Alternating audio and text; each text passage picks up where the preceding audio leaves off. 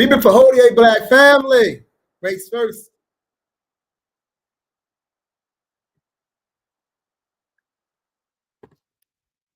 How we doing out there this evening? I see some of my regulars popping in.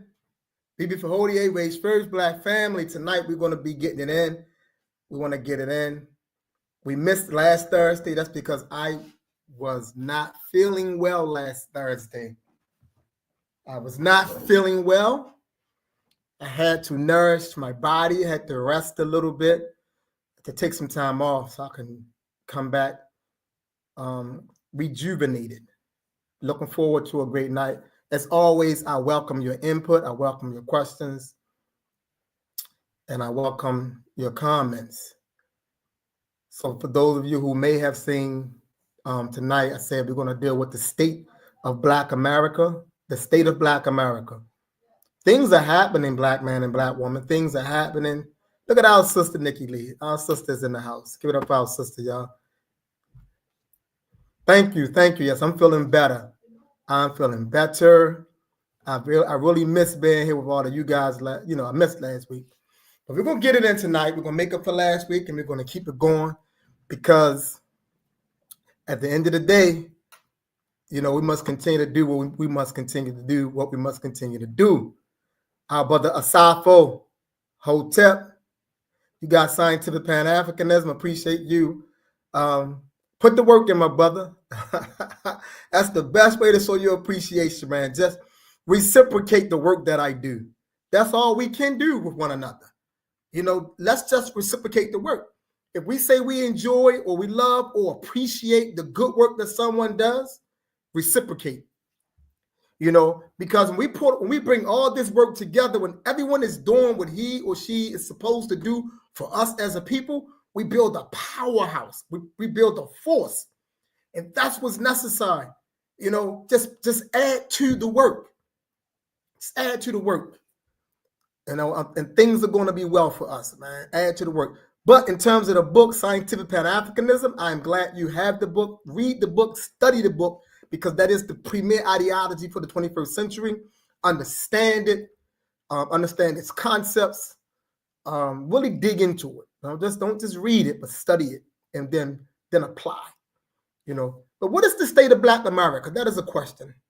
Like, what is the state of Black America? And I want us to think about it in a realistic sense. I don't want us to look at it from a position where the position that we making complaints. So I don't want us to make complaints, but I want us to be realistic about the true state of Black America.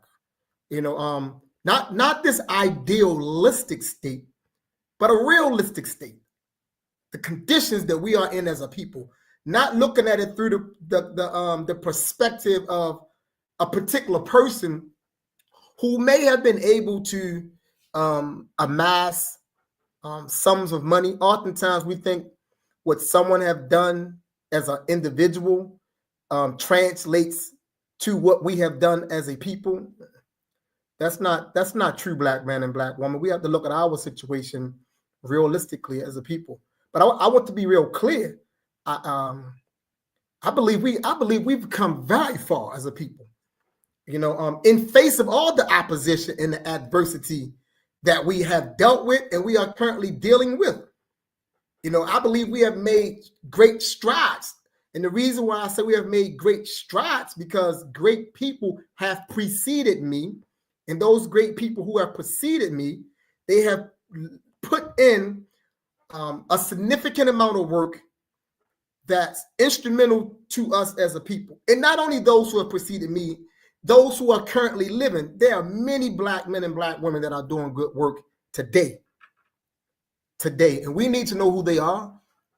We need to identify with them, and we need to figure out how we can support, how we can help out, how we can help lift the load, because too often we stand on the sideline and we just cheer, we become cheerleaders of one another. I can applaud those who may like what I do, but I prefer for those who like what I do to do as I do. Let me say that again. I can applaud all those who like what I do, but I prefer for those who like what I do to do what I do. That's my preference. That is my preference. Do as I do. Because the one thing that I'm not going to do is I'm not going to do wrong by us. That's the one thing that I'm not going to do. I am not going to do wrong by us. I will forever put one foot in front of the other foot in an effort to push us forward as a people. Always. So the state of Black America, we are living in very, very historic times. We are on the precipice, man, of fascism. You know, we're the early stages, the beginning stages. I know oftentimes people hear that and they think about totalitarianism and dictatorships and things of that nature. You know, they think about it, fascism at its full-blown stage. But I'm not saying it's at its full-blown stage.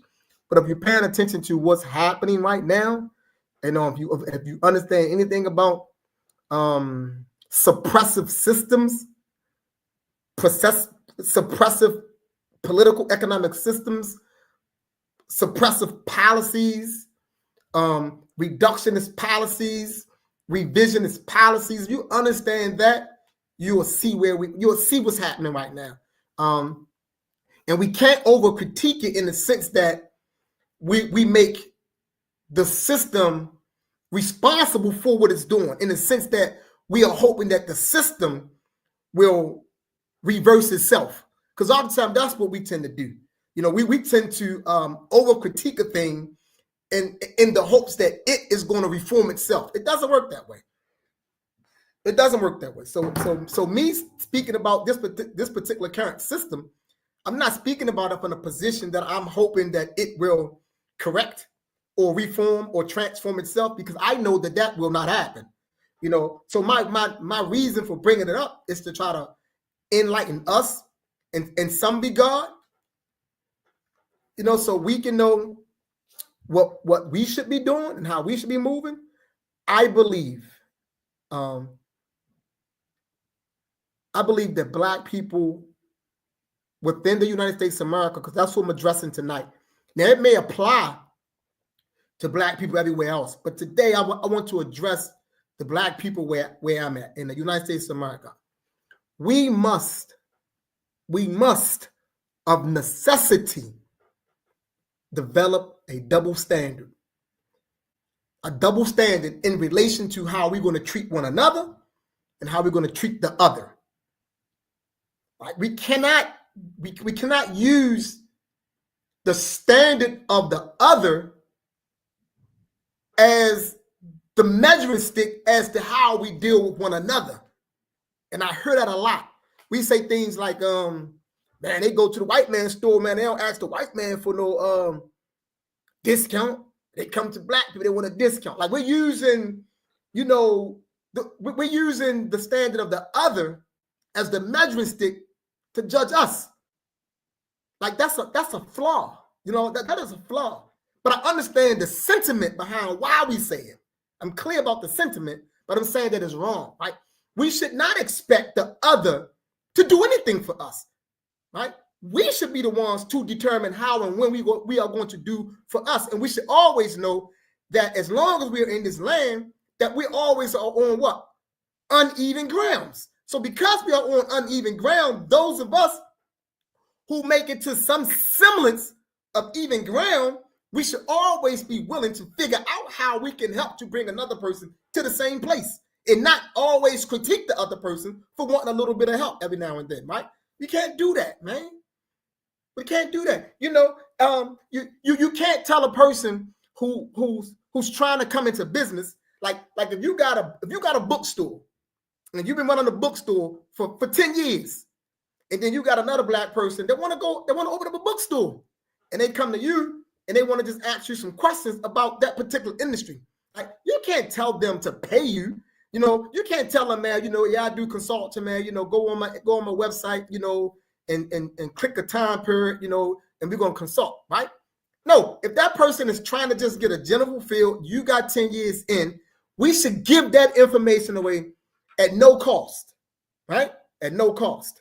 Now, if that person go into the industry and they still feel like they need coaching along the way, then yes, they can patronize your service. But I think that initial conversation of a person just trying to get some information, we shouldn't be trying to apply no cost to that. Now, I have coaching services.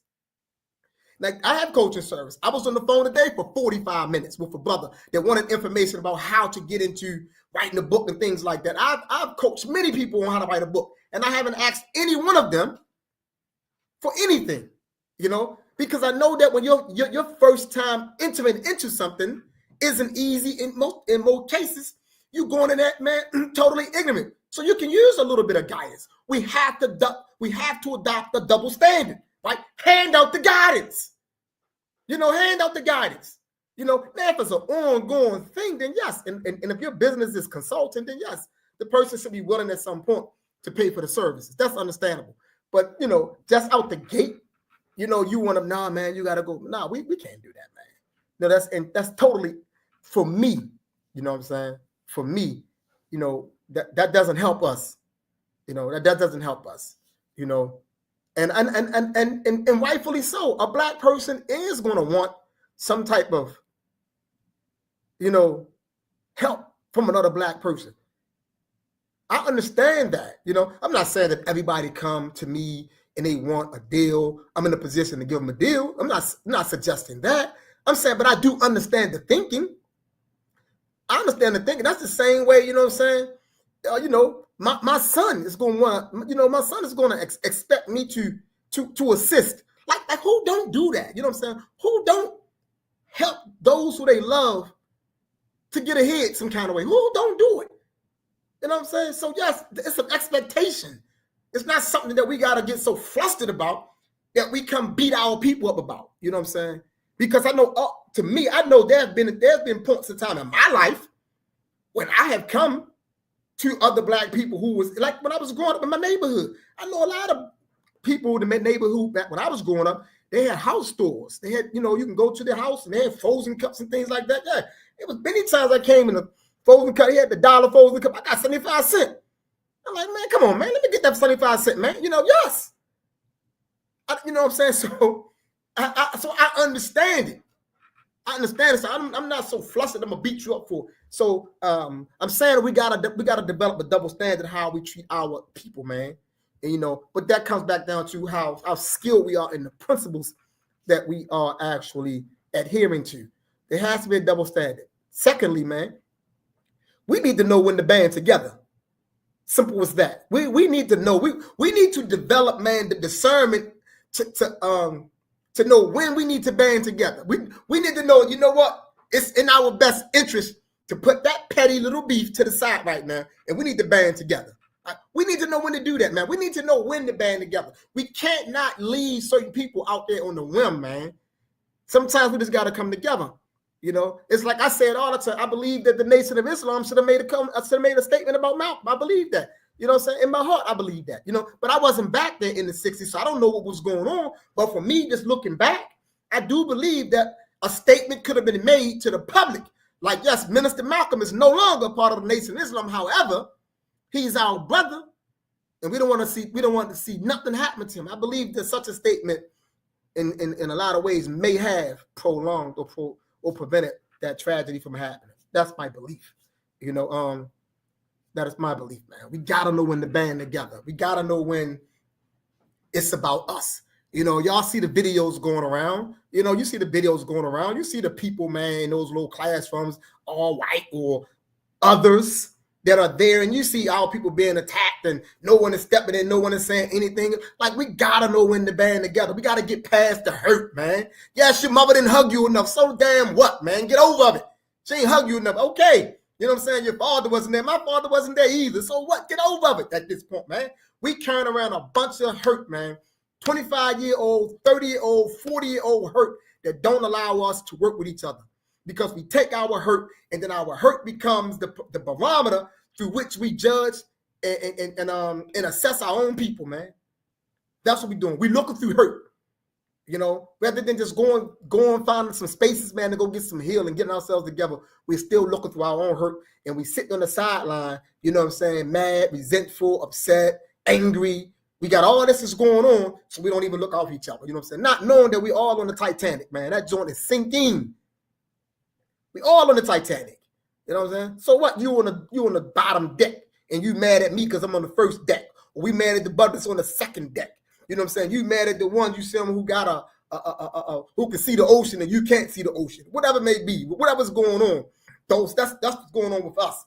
And we got all this stuff that's going on, man, that doesn't allow us to come together. All we want to do is pop on, get on Facebook or whatever, man, and make over all these over critiques of us as the people and talk about us. That's it. You know what I'm saying? Talk about us as if other people don't got issues, man.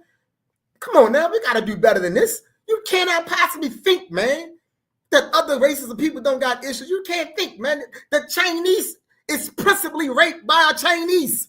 Simple as that. You know what I'm saying? Come on, we're not even applying rational thought. You know what I'm saying? The Chinese got gangs too. The Japanese got, what do you think the triads are? Come on, man. We gotta get it together, man. We sit around, man, and overly critique us as if we just pathological, man.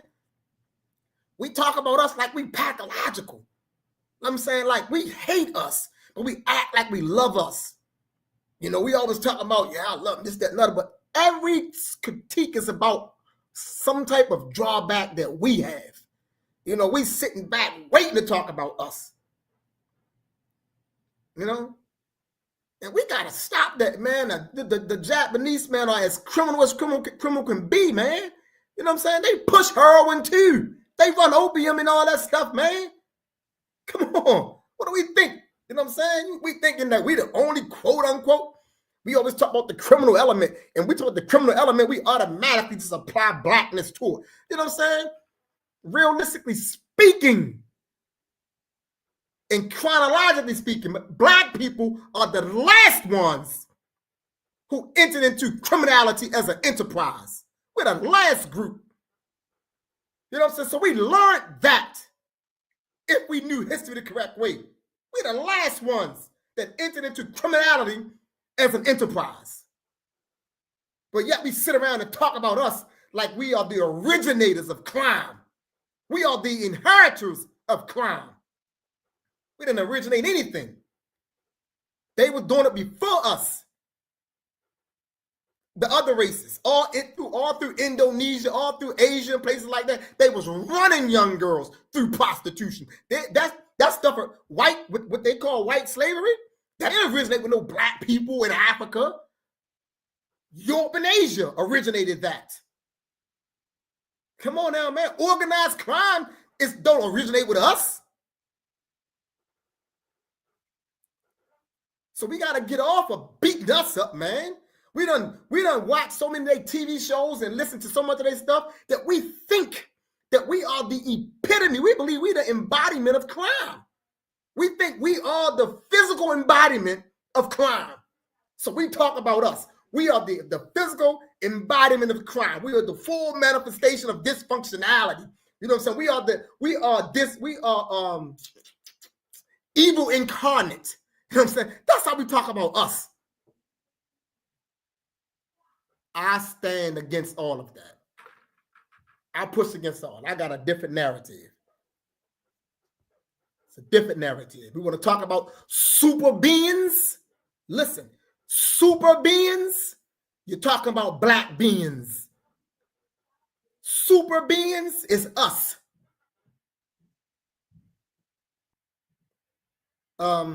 Perfected beings is us. Powerful beings is us. Creative beings is us. Innovative beings, us. Inventive beings, us. I will never take the blemishes that we have as a people and magnify our blemishes beyond our strengths and our assets. We'll never do it.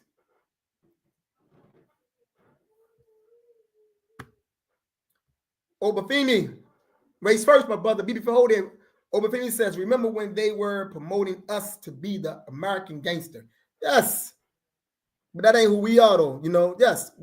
And that's why it's very important, man. In this time period, it's very important for us to change the narrative. We can't get caught up in the false narrative about who we are. This is the time to resurrect Black consciousness. This is the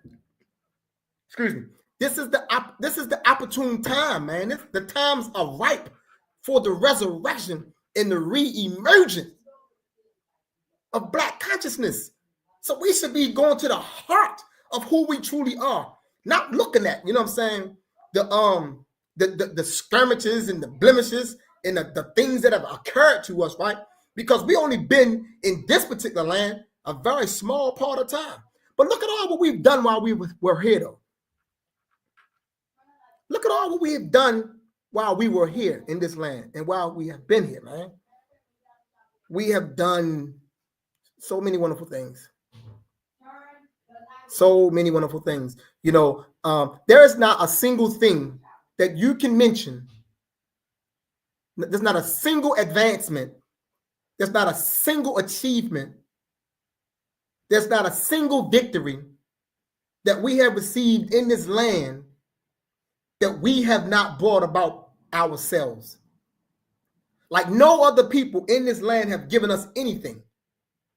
Like whatever we have received, we've earned. So even when they want to talk about, you know what I'm saying, the quote unquote 13th Amendment, the Emancipation Proclamation, which is a bunch of crap, but let's deal with that in the literal sense. That's the work of Black abolitionists. That's the work of Black people pushing against. That's what that is. See, that's what that is right there. You know, you don't get to that place in history without the Black abolitionists. You don't get there without Black people tearing this place up, without Black people setting those houses on fire, Black people poisoning those Europeans who wanted to try to hold them against their will, Black people, you know, revolt. You don't get to that point in human history without that stuff there. See, if Black people wasn't raised in hell up to that point, that doesn't exist. See, that exists because Black people raised hell. That's why that exists. Because believe it or not, see, the North and the South had a relationship. They had a relationship. But oftentimes, see, the narrative is presented in such a way that you think that the North, quote unquote, was against what was going on in the South. No, the South was producing things for the North. So the North benefited from the South. They had a relationship. But it's always, you know what I'm saying, we're not looking enough. We're not studying enough. We're not paying attention. We don't catch it. They had a relationship. And a lot of those Europeans that lived in the South, they had residents in the states in the North. So they would vacation in the North, in places like New York and Vermont and stuff like that. They would go up there. They benefited. You know? So you don't get to that place in human history that we call the quote-unquote Civil War, which is another misnomer. No goddamn Civil War. Nothing civil about war.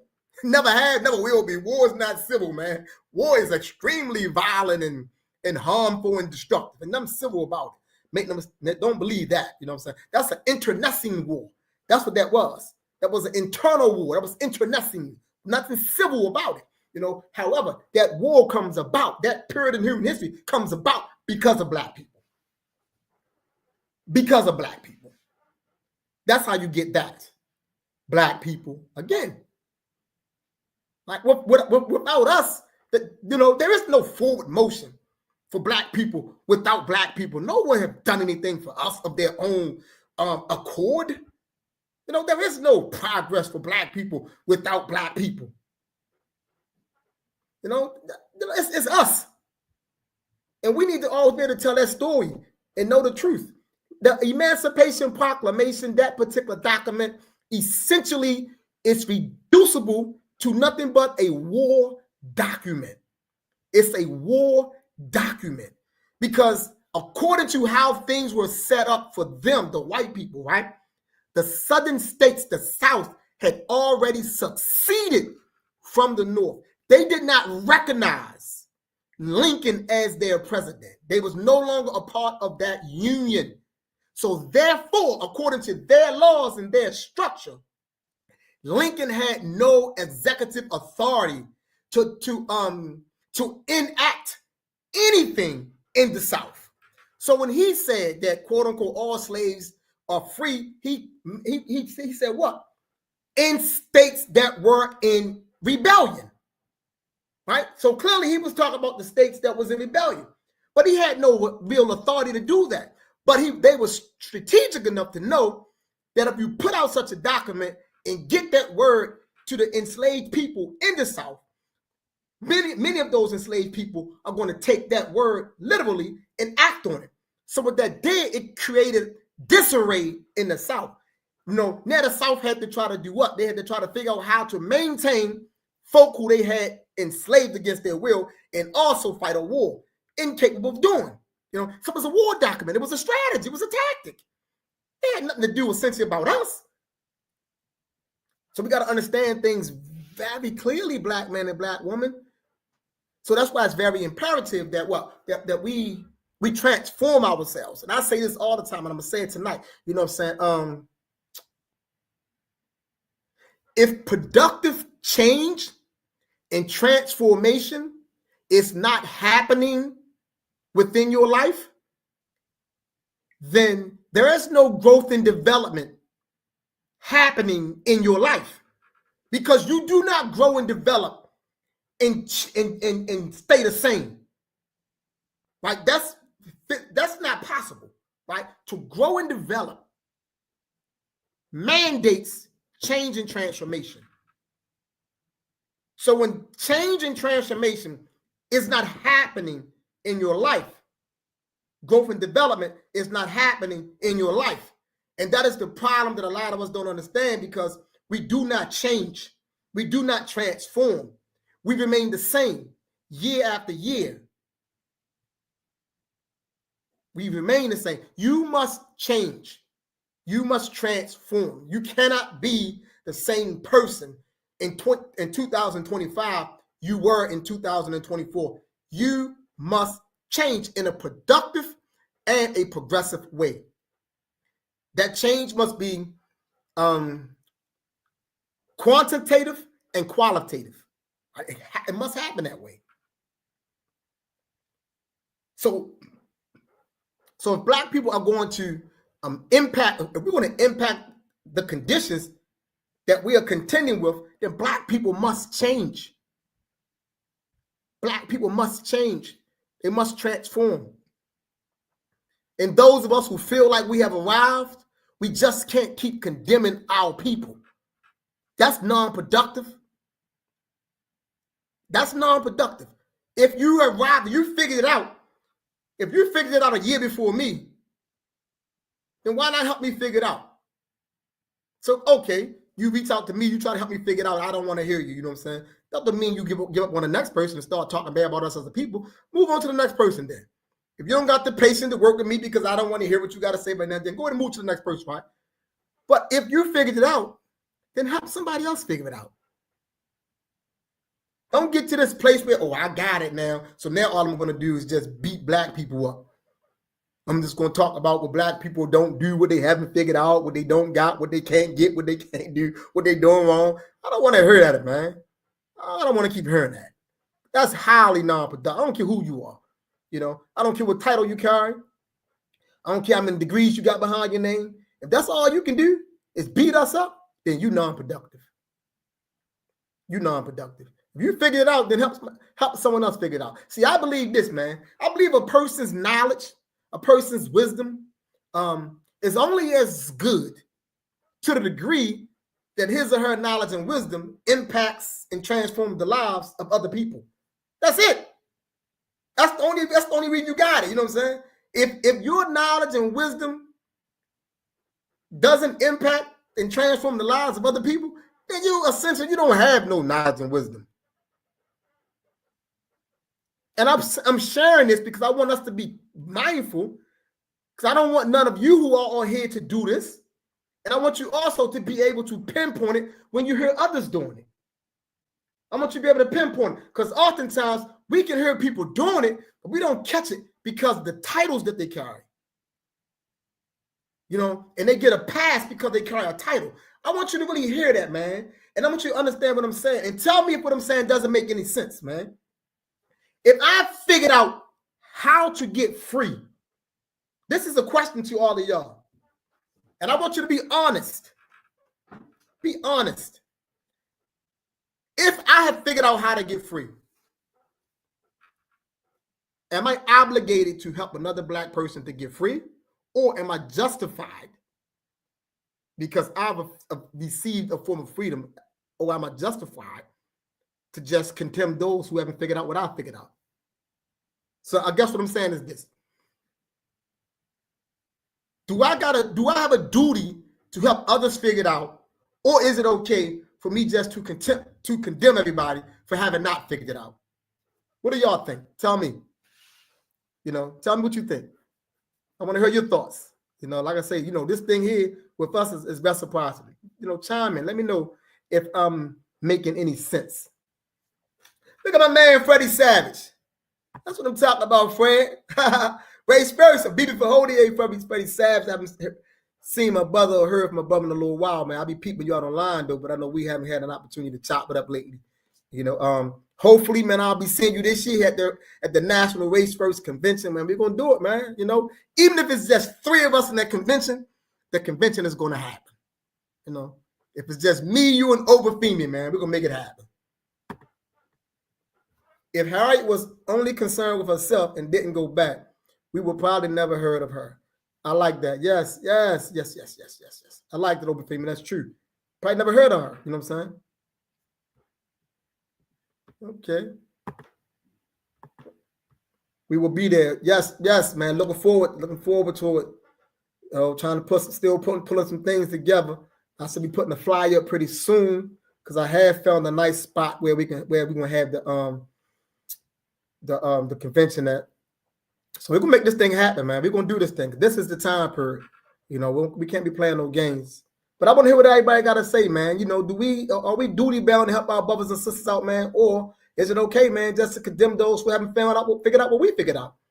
That's all I want to know. You know what I'm saying? Because it's a lot of people out here, man, that's kind of like that. They feel like they figured it out, and then I'm justified in beating everybody else up for having figured it out. We have an obligation to help the next person gain their freedom as well. Yes, man. Yes. But this is how we got to carry it, y'all.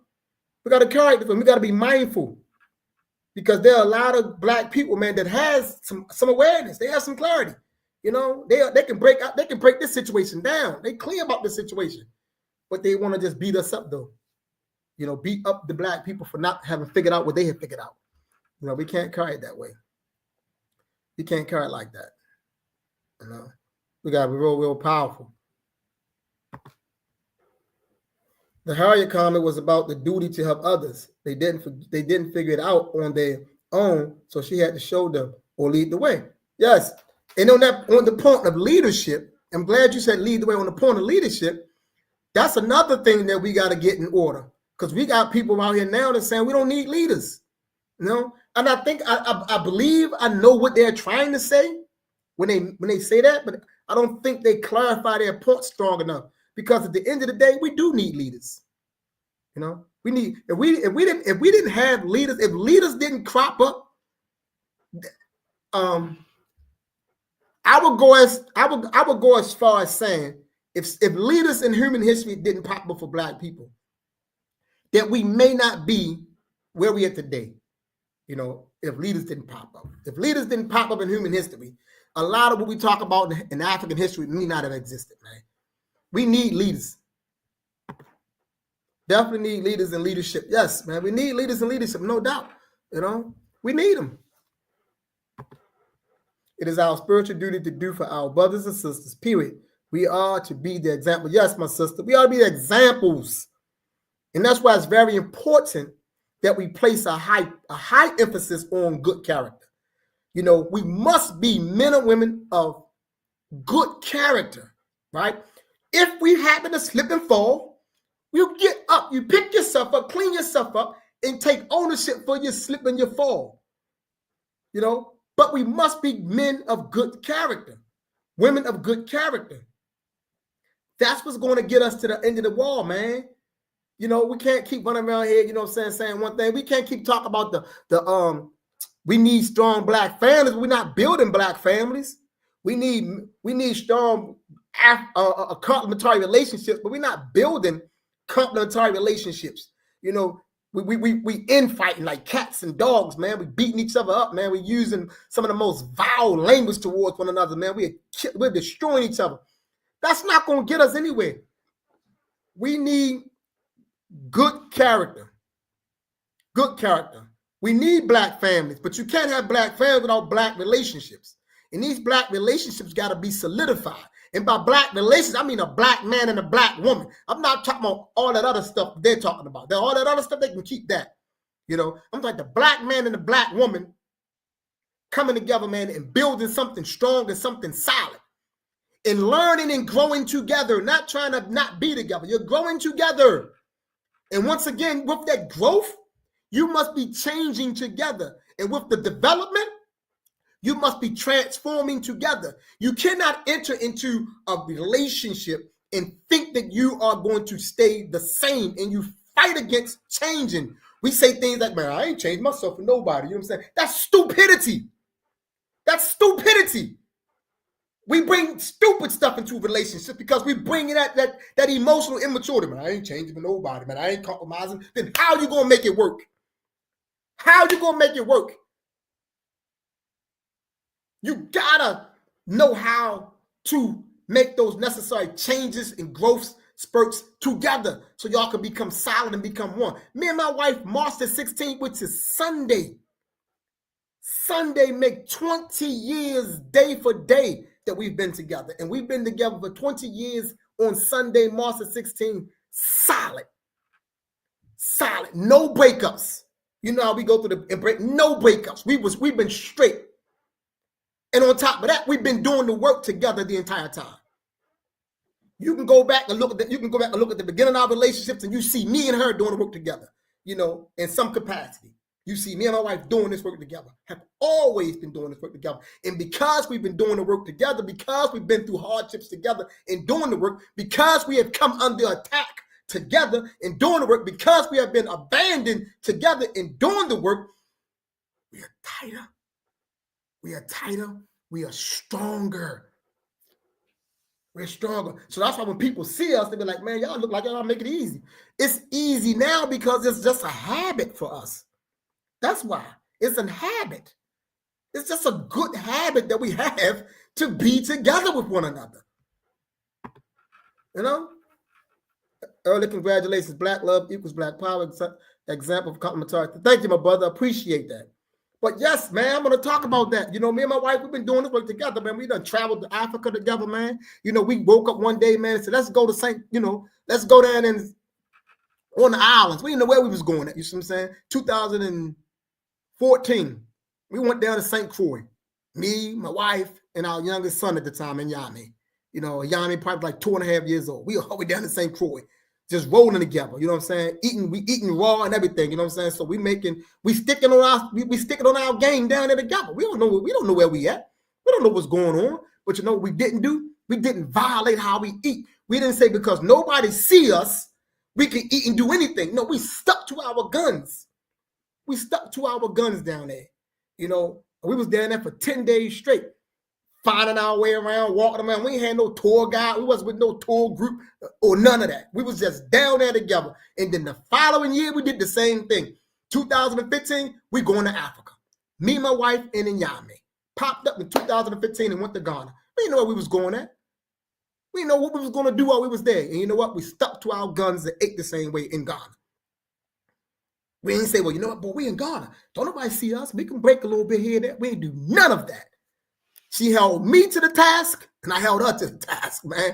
And I'm saying all that to say, man, this is how you make these things work. This is how you make these things work. Not talking about you ain't going to change, you ain't going to transform, you ain't going to compromise, and that's why your ass is single by yourself. That's why. And that's why you looking at other people, and you resentful, and you envious because you want what other people have, and you don't have it, but you destroyed it because you could have had it. But you wanted to be stubborn, and now you don't have anything. You know, we have to stick together. And my sons, my two youngest sons, they have been reared in the movement. We didn't say stuff like, well, man, I want to get my, man, we got a baby, look, we got to make sure we get them everything we have, man, you know. And else, man, we didn't even buy our children toys. You know, we didn't buy our children toys. My youngest and young man used to make his own toys out of paper. The roll inside the toilet tissue, the rolls inside paper towels. He would take that and he was making stuff. You know what I'm saying? We didn't buy them toys and take them to a bunch of amusement parks and buy them all that. We didn't do all of that. You know what I'm saying? You know, we didn't send them to public school. You know, we didn't do those things. We made choices. We made choices and we stuck with it. Was it easy? It wasn't easy, but we was committed to do this thing together. That's why. Keep your word. Keep your word. Don't make justifications for breaking your word. Keep your word. Think it through. Be clear about what you're saying, and then carry through on it. That's what you do. That's what you do. So yeah, you know what I'm saying? So now, you know, our son and Yami, what, he done wrote 3 books. Our youngest son, Mujasi, wrote a book. They've never been inside any person's institutions other than ours. You know, other than ours. And then you got those people out there saying, well, man, listen, well, I did homeschool my child for a couple of years, but I put him in school because I want him to have some socialization. You know, now that's another misnomer. That's false, right? Because see, at the heart of education is socialization. Because education is basically enveloped in socialization.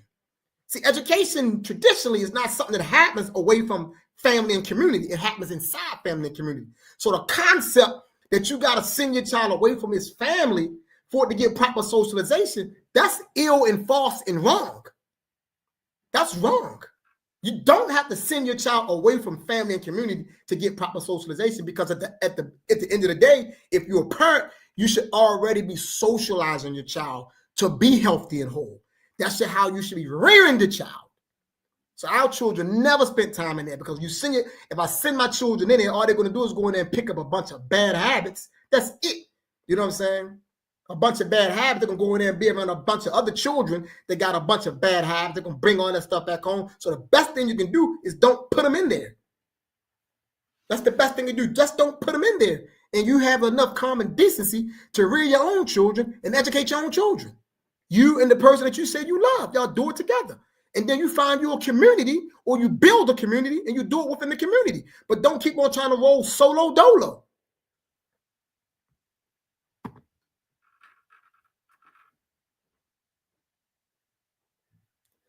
Sister Zenzi, that's my sister right here, Sister Zenzi. She said, oh man, the old socialization topic. I've heard it for the past 10 years. Totally agree. Yes. We're the first teachers always. That's right. Anyway, you know, I mean, if it's going to happen, it's going to happen with us. So don't keep on telling me you tried to socialize, you tried to, you know, homeschool, no. Don't tell me that, you know, because at the end of the day, you got to love your children enough, man, to fight for your children. You got to love them that much, man. You have to love your children enough that you want to make sure that everything you do is designed to protect them as human beings, but at the same time, it's maximizing their development as human beings. Take care of their brains, y'all. Take care of their minds. Don't subject them to all these stupid cartoons that's filled with inappropriate stuff on the down low. You know, the other day we went to go see the Harlem Globetrotters. Even in there, they had some inappropriate stuff. You know, we there. I saw like, oh man, there they go. You know, they got the little short guy running around. You know, he want to be pushing his butt out and doing all this inappropriate gay stuff, or they smacking each other on the butt and stuff like that. So you gotta watch this stuff. You see what I'm saying? Because we think we think that acting inappropriate in those manners, we think it's comedy, and we do it in an effort to make the crowd laugh. And because we're not aware enough, we actually find it being humorous, right? And so the more you find it being humorous, and children are so observant and they see that you laugh at that kind of stuff, then what it does, it reinforces that behavior in their minds. Like, we have to be able to shun that or call it out and say, hey, you better not ever do nothing like that. So that's how we is with our children. Anytime some old weird stuff gets sneak in like that, it's an education lesson. Oh, You see that right there? Men don't do that. Don't do that. Don't laugh. I don't laugh at that stuff. You know what I'm saying? Out there, see me like, look. And my boys, they'll look at me too. They always look at me and see my position. They don't see daddy laughing. Then even if they was thinking about laughing, once they see me, they laughter stops. Because they know, like, well, that ain't something daddy found funny. You know? Daddy know that ain't right. And that's how you got to carry it. You know what I'm saying? Because we got to teach our children what the boundaries are. You can't keep listening to these people out here talking about gender is fluid. You know what I'm saying? Let people explore what they want to explore and do they want to do. You keep listening to these psychotic people, man, and you're going to produce some of the most psychotic children in human history. You keep listening to insane people about what it means to be insane. That don't make any, what it means to be sane. People keep listening to insane, psychotic people and let them become the standard of what sanity looks like. Man, you better look past these people. These people's going to tell you anything. They're the ones now that's using their scholarship to justify pedophilia. They're using their scholarship to justify this stuff. You know? So don't listen to these people. That's why you need to know your history. So you can understand what your ancestors thought, how they behaved. You know, become very clear about this thing. Become very clear. Honor, peace, and blessings. You know, we got to be real clear about it, man. We got to be serious-minded. Got to be serious-minded about who we are, man, and where we're going at and what we're going to do. Don't try to laugh at everything. Everything is not funny, man. Some of the stuff you laugh at, your laughter justifies it. Your laughter makes it acceptable. Your laughter says it's okay to repeat it. You know, don't laugh at it. Some things you have to frown upon and be okay with frowning upon it. Just because 100 people think it's funny, don't mean you got to think it's funny. You're supposed to have enough sense to know that it's inappropriate. You're supposed to have enough sense to know that they should not be playing this adult music at a baby's, a 2-year-old baby party. You got to say, oh, man, that ain't right. And if you know the people that's your family members, you got to have the courage to go in and say, yo, why y'all playing that? We should be playing it. We got children in here, right? But we don't take no damn stances on anything. Because everybody trying to be okay and cool with everybody. You know, I want to be cool. I want to try to stand in the middle. I don't want to be the person that seems like I'm being difficult. No, take a stance. That's how things change. Take a stance. It's wrong. If the baby too, what you playing Lil Wayne for? What you playing Nicki Minaj for? All they doing is selling prostitution through music. Nicki Minaj, Cardi B, Megan, and all the rest of them. Right? Why are you playing their music and the damn baby is 2?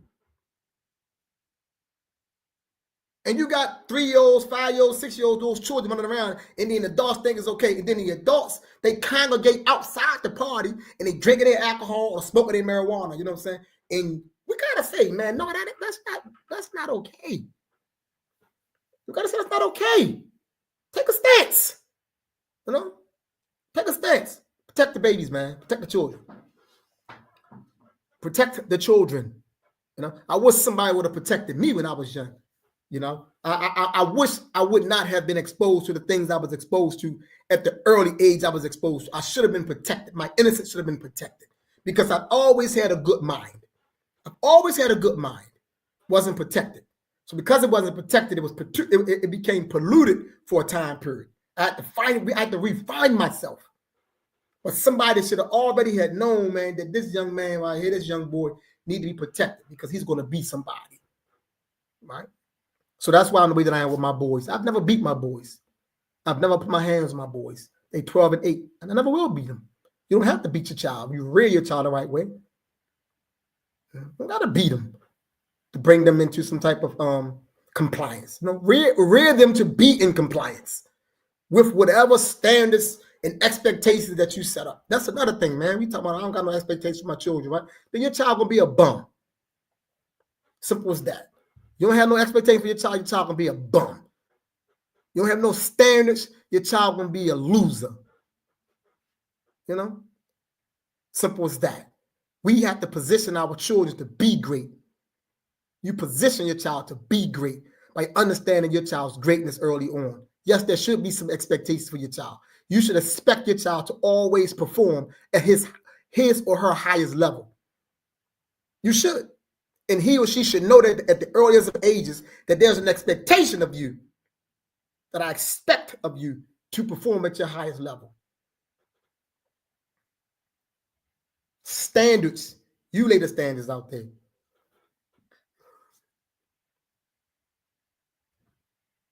This is what we got to do. This is what we got to do, man. We got to lose that. We got to lose the mentality of making an excuse for everything. You know, ain't nobody perfect. Everybody make mistakes, man. You know, I had a whole lot going on. I got a lot going on, man. Who living on earth? What black person in the United States of America, regardless of whatever amount of finances that they have, don't got a whole lot going on in their life? Come on now. We say that as if it's unique to us. I got a whole lot going on in my life. You say it like it's unique to you. And then the moment you hear what the other person got going on in their life, you be surprised, like, wow, I never thought that. You don't. We all got something going on in our lives, man. But you still got a responsibility to do your best. You got a responsibility to do your best. Bibi Fahodi, Steve Biko, my brother. Good brother right there.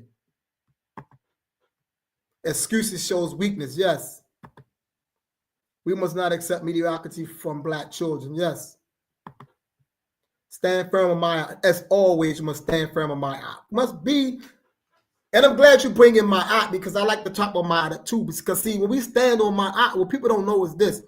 To stand on my eye means that you must maintain my eye. Like, so my eye is not, it's not a place for us. It's not a place that we reach. My eye is what we do. See, like black beingness, to be black is to do it. You know, it's to do it. Like for us, so we got to do what's right. And that doing this starts with how we think. We must think right, speak right, and do right. Therein lies my act. You know, you're correct, my brother, that morality. Now, you know, that morality, that integrity, those are the things that we must have, right? And we must have that in the face of adversity, because it's easy for one to espouse his or her state of morality, right? Whereas it's something totally different to uphold your morality in the face of adversity, because that's what's necessary. How do we behave under persecution? How do we behave under persecution? Speaks volumes about who we are as a people or as a person. So if I say I'm a black man and I say that I stand on scientific Pan-Africanism, what's going to define me is what I do under persecution, what I do when I'm faced with adversity. So the core of my being must be infected. Listen to what I'm saying. Like the core of my being must be infected in such a way with nothing but purity. See, it must be a purity that resides in me. And that purity is what allows me to do what? To confront, deal with, and overcome. Listen, to confront, deal with, and overcome hardship, adversity, setback, failure, persecution. It's the center of your purity, right? And that purity is your authenticity. It's your authenticity, right? How authentic are you, right? But your authenticity is what you strive for day in and day out, right? Because to be good today doesn't guarantee you're going to be good tomorrow. See, to be good today sets us up potentially to be good tomorrow. But tomorrow we must what? Strive to be good again, to maintain good. And the day after that, we must strive to be what? To be good again, right? We're not guaranteed to be ma'at, representing beings every day. We must do it every day, right? It's not a guaranteed state of being. It's not a guaranteed place, right? It's what we do consciously every day. It's what we wake up to and we decide to do. That's why they got the 42 laws those 42 declarations, because those are the things that they declare. Those things are declared daily. I have not done. I have not done. I will not do, right? I will not defraud. I will not steal. I will not cheat, right? Those things are declared daily. And then at the end of the day, you say what you have not done. You say what you will not do, and you say what you have not done. That's a daily task. It's a daily task. So that's the reason why some of us grow and change and transform, and some of us don't, because we don't seek to maintain our goodness every day. We don't strive every day to maintain a state of goodness. We get caught up in our feelings, and we start worrying about what other people are doing or what other people are not doing, and then we stop showing up the way that we're supposed to show up. Like the good that you is, the good that you become, and the good that you were must be consistent. It's what you do every day. It's what you do every day. So you can't say, I'm a black man, I'm a black woman, and you don't be black every day. You got to do that every day. And people might say, but damn, Bible, how do you be black? We ask those rhetorical questions. How do you be black? Well, what does that look like? You know, and my best answer for you is this right here. To understand what it means to be black and how to be black, look at how your ancestors were being before they was invaded upon. Do you understand what it means to be black? That's all you got to do. Look at how your ancestors carried it. Look at how those ancestors of yours stood up and carried it during the times of adversity. Challenge was adversity. What did they do? Did you know what you need to be doing? What did Nat Turner do? What did David Walker do? You know what I'm saying? What did Maria Stewart do? That's what it comes down to. What did Delaney do? What did Garnett do? What did Douglas do? What did Ida B. Wells do? What did Mary McLeod Bethune do? What did Anna Julia Cooper do? You know what it does, what it means to be black. Look at what your ancestors have done when we have been transgressed upon. Then you know what you need to be doing.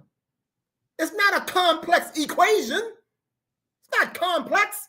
So don't ask the rhetorical question, or what does it mean to be black? Look at what black people have done. And you know what it means to be black. What did Malcolm X do when he came home from prison? What did he do? What did Garvey do when he set out back in 1910? Right? What did he do? When he began to look and observe the world and black people make his profound statements about the conditions he found black people in through South America, man. What did he do? What did Hubert Harrison do when he began to become aware? What did McNeil Turner do when he became aware? What did Alexander Crummell do when he became aware? What did they do? Then you know what to do. We keep asking those questions, man. What do it mean to be black? What it means to be black, man, is to recognize who you are and where you at, man, and act accordingly. That's what it means to be black. Identify with your heritage. Uphold your heritage. Stand on your heritage. Defend your heritage. You descend from Africa. I don't care what nobody else says.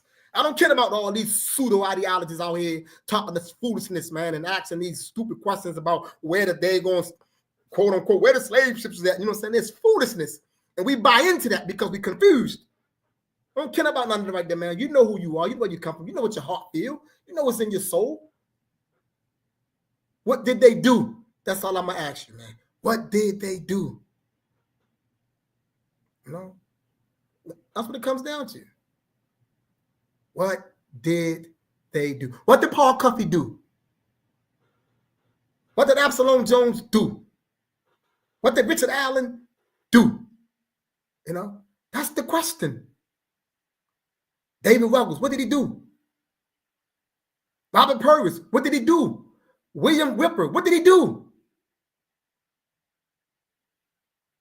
Prince Saunders, what did he do?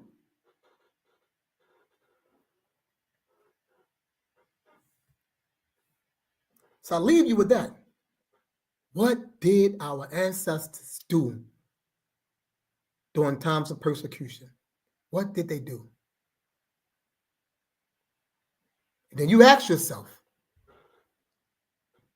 and you be honest with yourself, am I doing what they did? That's your question. Am I doing what they did? That's your question, black man and black woman. So if you don't have this book, you need to get this book. I put the link in the chat. You can go through there. It's a link in there where you can purchase this book at Scientific Pan-Africanism. This is a hot book. It's not a hot book because I wrote the book. It's a hot book because it's a hot book. I'm not the kind of person who would try to sell you something just because I wrote it and it's crap. I believe too much in me to even put crap out. I pour my all into every book that I have ever written because I write for you. I don't write for me. I don't even see myself as being an author. I write because I need to develop tools that we can use as a people to advance ourselves. So I put together Scientific Pan-Africanism. It's a hot book. You can go ahead, you can read anywhere in this book, and you're going to learn something. If you want to just know something about some of the players that was instrumental in the emergence of Pan-Africanism, then you go ahead, you can read the part that I call Pan-African antecedents. And for those who don't know that term, Pan-African antecedents, that term comes from Dr. John Henrik Clarke. I read an essay that he wrote. I don't know when he wrote the essay, but I read it around 2005. Before that. I think I read it around 2001, 2002. And the essay was called Pan-African Antecedents.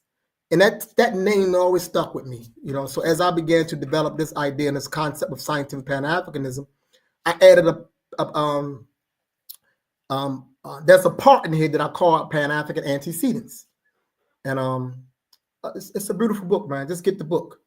Get the book. But Zaquani, you need to get this book, Zaquani. So you need to be contacting me, trying to figure out where you can purchase your copy at, so you can get into this book ASAP. And I need to see you on the 29th. So contact Cheapo and figure out what's happening on the 29th here in Baltimore City with PLM. And you can get that. The link is in the chat, my brother. The link is in the chat. I'm gonna try to repost it real quick.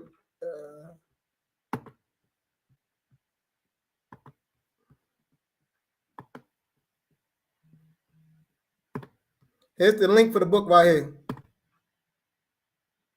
That link I just posted right there, that gets you to the book. But we are past our 10 o'clock time, and I don't like to try to go. I don't want to keep you guys too long. I appreciate your time, your energy, and your spirit. I hope I've said something that resonates with you, that you can use. I look forward to these sessions, and as always, the School of Urban Philosophy, where we are straight up, straightforward, and straight to the point. Make sure you like the video. Make sure you subscribe to this channel if you have not already subscribed.